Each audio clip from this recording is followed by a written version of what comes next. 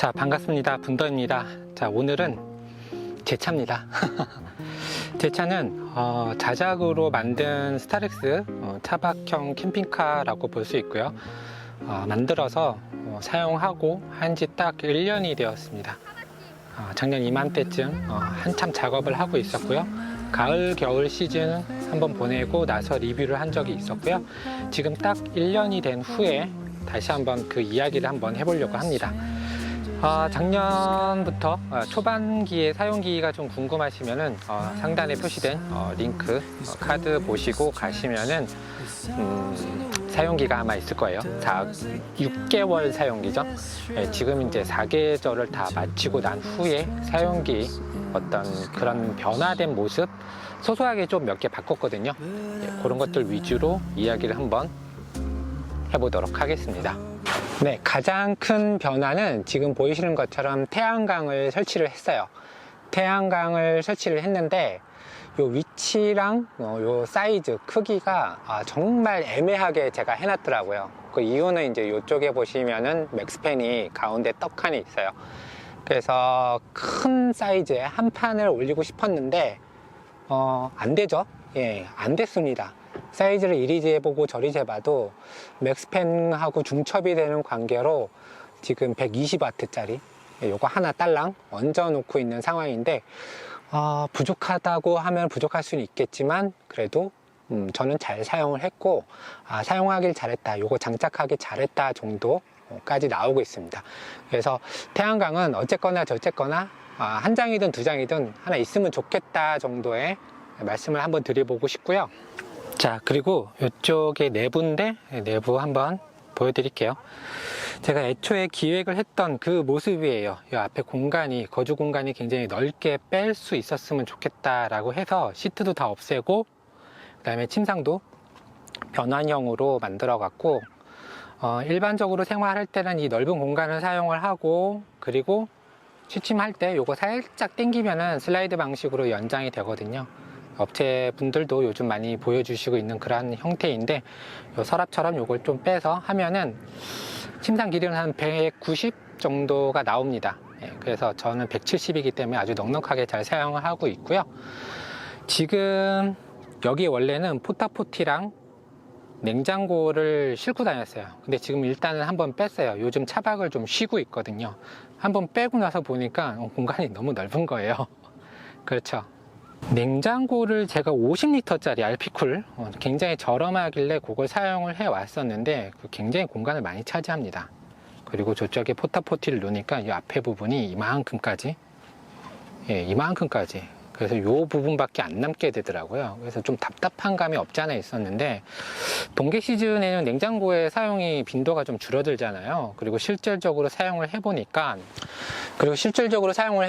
이 냉장고가 가동이 되는 시간이 그렇게 길지가 않더라고요. 사실상 전기를 많이 먹었을 때는 어마무지하게 먹어요. 그러니까 외부 기온이 한낮 한여름 막 원래 여름에 더웠잖아요.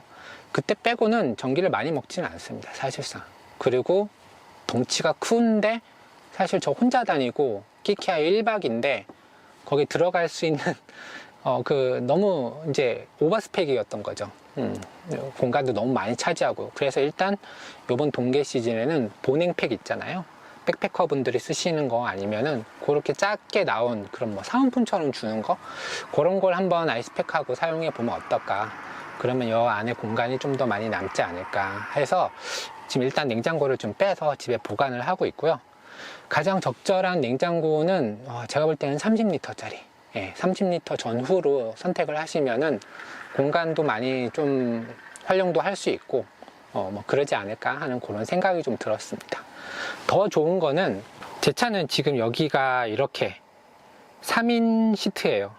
2인 시트로 한다라고 하면은 요 공간이 남잖아요. 요 사이에 냉장고를 집어넣으면은 그 방법이 가장 베스트인 것 같습니다. 공간 활용도 좀 높아지고. 그리고 한 가지 더 변한 점이 있는데 이 수도꼭지로 바꿨습니다.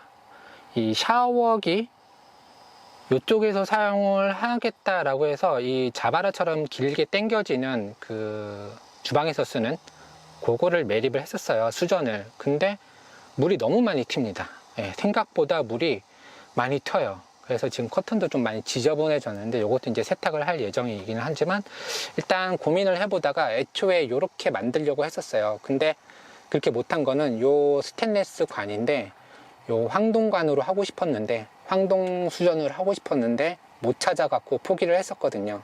가격도 안 맞고 이렇게 제작해 주는데 또 시간도 걸리고 해서 그냥 수전으로 사용을 했었는데 요번에 큰맘 먹고 이런 식으로 요거는 이제 수입으로 이거 되게 좋아요. 네, 겨울에 터지지도 않고 굉장히 좋습니다.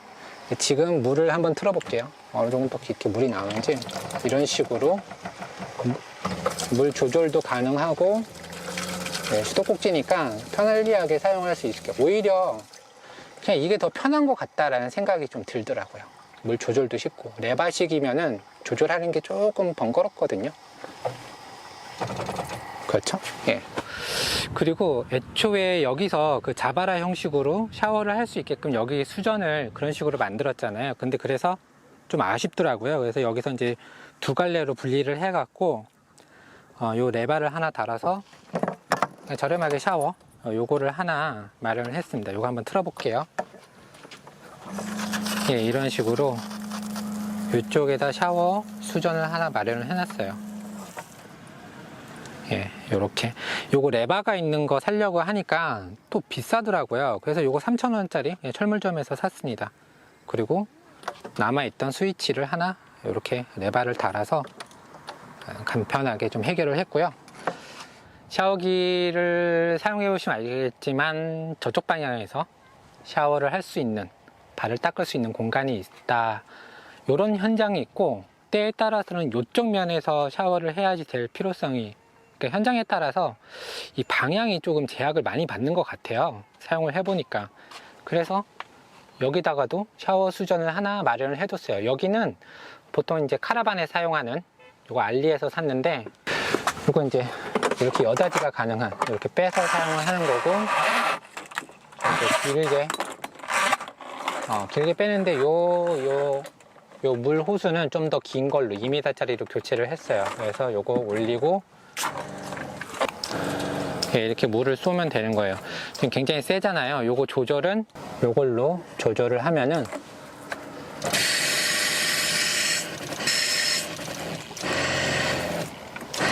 네, 요걸로 조절을 해서 사용을 하면 됩니다.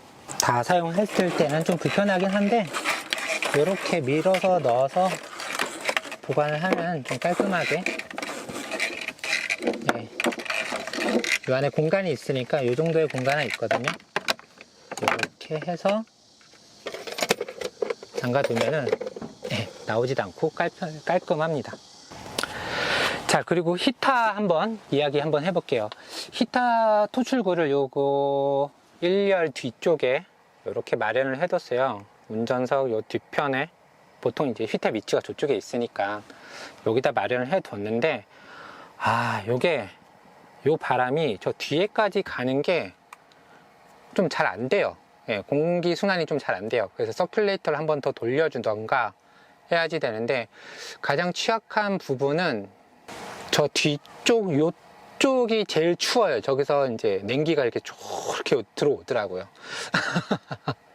그리고 이런 유리창들 있잖아요. 유리창들에서 냉기가 이렇게 딱 들어와요. 그렇기 때문에 이 냉기랑 온기가 만나는 저 유리창이라든지 저 앞유리창이라든지 여기에 이제 결로들이 생기기 마련입니다. 결로가 어떻게 하면 안 생길까요? 찬 기온하고 뜨거운 기온하고 같이 만나면 거기에 무조건 결로가 생기기 마련이잖아요. 네, 그 부분은 저도 어떻게 할 수 있는 방법이 없는 것 같더라고요. 저도 글라스울, 그 다음에 방진 방음 패드 다 시공을 한 상태예요. 지붕까지. 그렇지만 낮에 이제 뜨거운 햇볕을 막는 데는 굉장히 효율적인데 이 결로 방지는 어쩔 수가 없는 것 같습니다. 특히나 이 문짝에 만약에 뭐 이 뒤에 팬더 부분 저도 다 시공을 한 상태임에도 불구하고 그런 얘기를 많이 들었어요. 녹슨다. 에이, 설마 녹슬겠느냐. 예. 왜냐면은 녹이 쓸 수밖에 없는 게, 단열을 많이 한다 하더라도 단열이 안 되는 부분이 어쩔 수 없이 생깁니다. 예를 들면은 지금 유리창 부분에 단열이 안 돼 있고 이쪽에 유리창 부분에 단열이 안 돼 있어요. 그 밑에 부분 이제 철판 부분은 다 단열이 한다 하더라도 이런 이음새 부분, 구조물이 지나가는 그런 부분들이 있어요. 그런 부분들하고 그 다음에 문과 문이 맞닿은 저런 구조가 있는 그런 부분들은 굉장히 단열하기가 힘듭니다. 거기서 막 솜을 집어넣고 하긴 하는데 온도 차이가 나면은 무조건 결로가 생기죠. 그래서 다른 단열재가 들어간다라고 하면은 조금 위험할 수도 있겠다라는 생각을 좀 해봤습니다. 지금 이 문짝을 보면은 여기 위에는 그래서 제가 창문에 열이 엄청나게 뜨겁기 때문에 지금 이런 식으로 바꿔놨습니다. 이게 훨씬 더 효율적이고 좋은 것 같더라고요.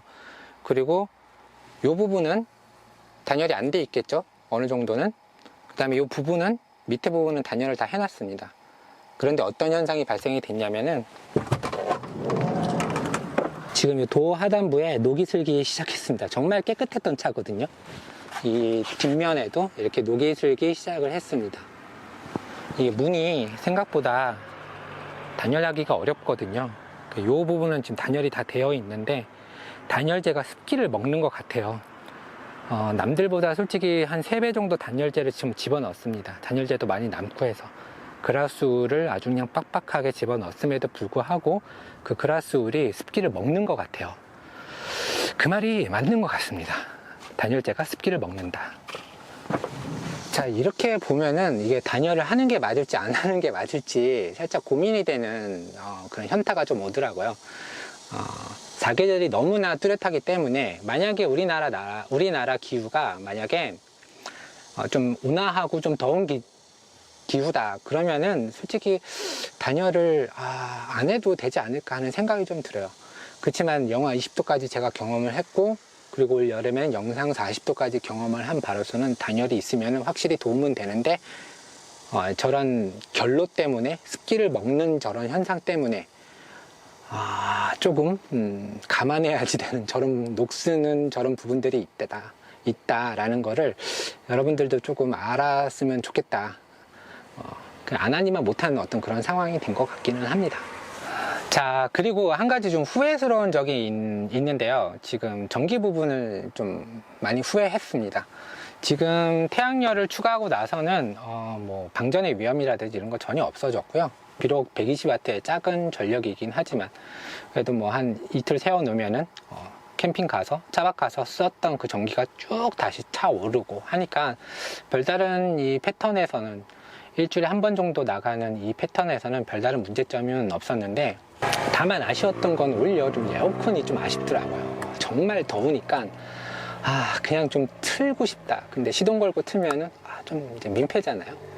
민폐니까 그럼 어떻게 해야지 되나, 무시동 에어컨을 해야 되는데 무시동 에어컨, 만약에 여러분들이 아직 캠핑카가 없다라고 하면은 정말 나는 한여름에도 무리를 해서 에어컨을 틀면서도 돌아다녀 보고 싶다라고 하시는 분들은, 한여름에도 에어컨을 틀면서까지 나는 해보고 싶다라고 하시는 분들은 무시동 에어컨을 애초부터 달고 계시는 게, 그 자리 마련하는 게 조금 고민스럽더라고요. 지금 현재 상태에서 제가 무시동 에어컨을 단다라고 하면은 이쪽 부분, 이쪽 부분에다 설치를 하고 실외기를 지붕으로 뺀다든지 실외기를 스페어 타이어 있는 부분으로 뺀다든지 이 방법밖에 없습니다. 그 침상 하단에 매립하는 방법도 있는데, 요거는 이미 침상 하단에 이런저런 장비가 들어있기 때문에 추가적인 작업은 좀 어려울 것 같고요.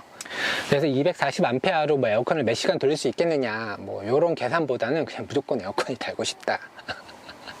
그렇지만 그 잠깐 한 달 반 정도의 사이였던 것 같고요. 그 시기가 또 지나니까 또 그런 생각이 또 간사하죠. 싹 사라졌습니다. 지금도 약간 구름이 있는 상태에서 18.1V 요게 이제 태양 전지에 뜨고요.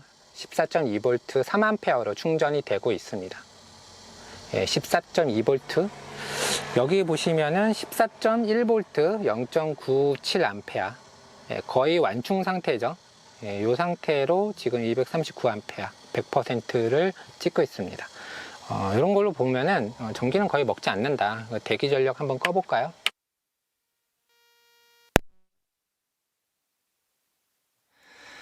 제일 좋은 방법은 솔직히 지금에 와서 이야기하는 거지만 지붕에 루프렉을 올리는 겁니다. 그 루프렉이 있으면은 햇볕을 일단 한번 차단을 시켜줘서 그늘을 만들어주기 때문에 특별히 단열이 없어도 시원하다, 이렇게 말씀들을 하고 계시니까. 그리고 겨울에 생기는 결로는 아무리 해도 어쩔 수 없다, 생기기 마련이다. 이렇게 유리창이 다 있잖아요.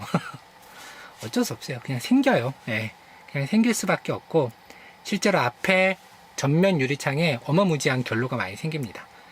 예, 그것만 봐도 단열을 해봤자 결로는 생길 수밖에 없는 차니까. 여긴 집이 아니잖아요.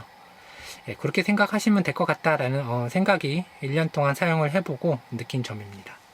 그리고 애초에 들어가고 싶은, 사고 싶은, 구비해보고 싶은 장비가, 그리고 처음에 기획을 하고 맞출 때 이 정도 장비면 내가 가능하겠지라고 했던 부분들에서 멈춘다라고 하면은 분명히 4개월 지나고 나서는 아쉬운 부분들이 생겨요.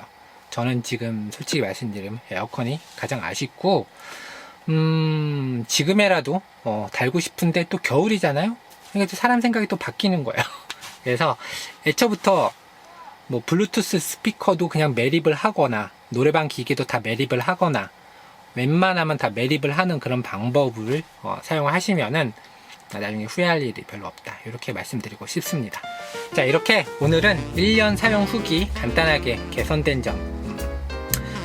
인간의 욕심은 끝이 없는 것 같아요. 그래서 자꾸 아쉬우니까 그나마 제가 손재주가 있으니까 제 마음대로 좀 더 뭘 추가하고 빼고 바꾸고 하는 부분들이 지난 1년 동안 좀 있었던 것 같고요. 지금 현재 가장 하고 싶은 거는 히터 토출구를 뒤쪽으로 두 갈래로 연결해서 앞뒤로 좀 빼고 싶다. 그 공사를 아마 조만간 하게 되지 않을까 하는 생각이 듭니다. 지금까지 시청해주셔서 감사하고요. 캠핑카 리뷰, 그 다음에 실사용기 같은 것들은 계속됩니다.